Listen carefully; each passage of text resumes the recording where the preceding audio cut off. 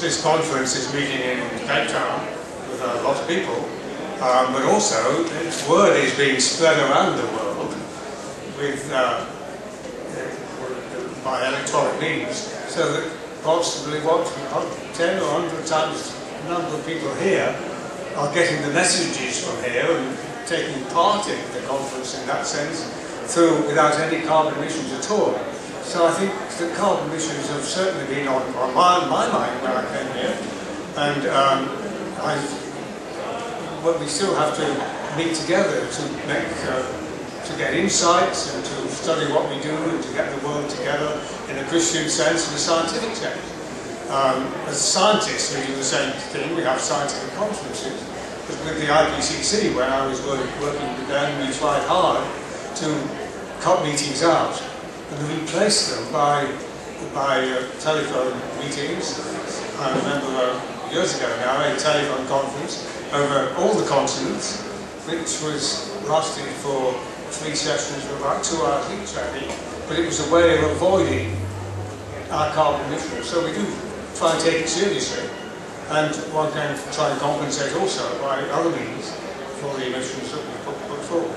So it doesn't mean we don't fly if we're concerned about it, but we really try to take very seriously what carbon we emit. Yes, there. Stanley Green with the International Bulletin for Mission Research. I was very moved, Mr. Rutayisire, with your ending remarks. You called in the closing for a need to uncover woundedness and to seek for healing, to accept our calling as agents of reconciliation, and then finally to accept blame and criticism. You didn't expound much on the last point. Can you help us understand what it is that we need to accept blame for? And if I may address Ms. Pranitha Timothy, in your address I was heartened that you actually go after the perpetrators. I was, however, taken aback by the applause in the assembly when you announced that one of the perpetrators was imprisoned for 5 years. My question is whether you have explored and have worked with the concept of restorative justice, where the perpetrators become advocates for the freedom of slaves. There are 2 questions that he has posed. One of them is whether the perpetrators of crimes of slavery, they are held responsible, and after that, whether they are able to take responsibility of advocating for freedom. And then the other question was on reconciliation and the responsibility of those people who perpetrate, and whether those people who should take responsibility, in what ways. It wasn't clear in what ways. Yeah, thank you very much for the question. I think when I said that you need to take responsibility and sometimes even accept the blame when things go wrong, it's because very often we wait for the last minute. Actually, we wait for the after minute, not even the last minute, to react. So very often reconciliation is implemented in a reactive mode. A calamity has happened, man-made, then we rush in to solve problems we couldn't have solved if you had been analytical before. Let me take the case of Rwanda. As I said in my presentation, when the missionaries came, the divisions were there, the inequalities were there, the stereotypes were there.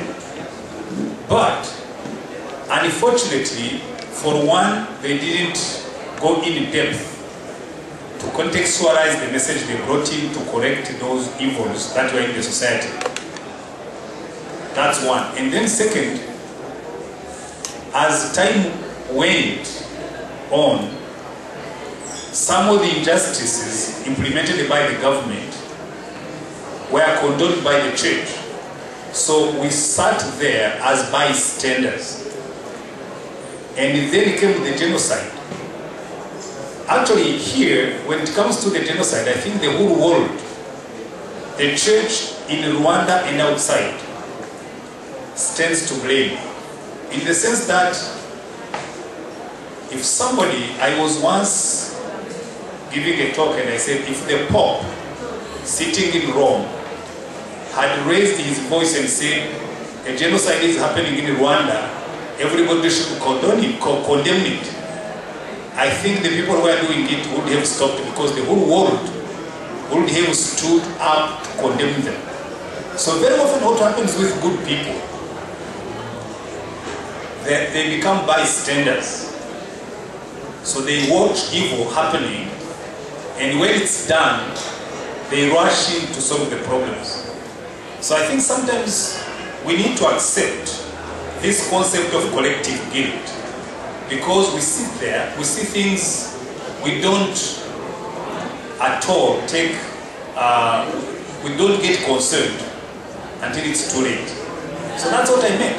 And sometimes we need to, unless we take the responsibility and accept the blame, we don't even do much to change the situation. Because sometimes you find what happens in most of the countries. I think I'm treading on a dangerous ground here. Because if I take the case of South Africa, very often people say, don't say that when you're in South Africa. But the thing is, when apartheid happened here, the church was there. And the church went on with business on a daily basis.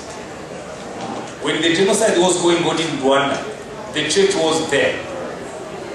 Can you believe it? The church went on with business. Some people went to church on Sunday, in the morning and in the afternoon, they went around killing.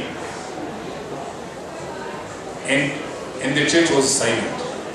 So when I say that we should take the blame, we should sometimes look back and say, we haven't done what we should have done. We do have sins by action and sins by omission. And both have to be repented of. So that's what I meant. And mainly about this thing of becoming bystanders when evil is going on around us. And that's true everywhere. Maybe when Pranitha is going to speak about India, when she was talking, I was saying, well, are there churches in India? For sure, they are. But are they standing together to say this shouldn't go on? Maybe she's going to start from there and answer the question. Well, thank you for the question. It is, I hope I can answer it. I'm not sure if I can fully answer it, but let me just try and explain it from 3 different points. International Justice Mission works to ensure that the public justice system works in a country, and it works for the poor. And so, when the poor go to the police, when the poor go for getting help, they don't need someone like IJM pushing the system to work.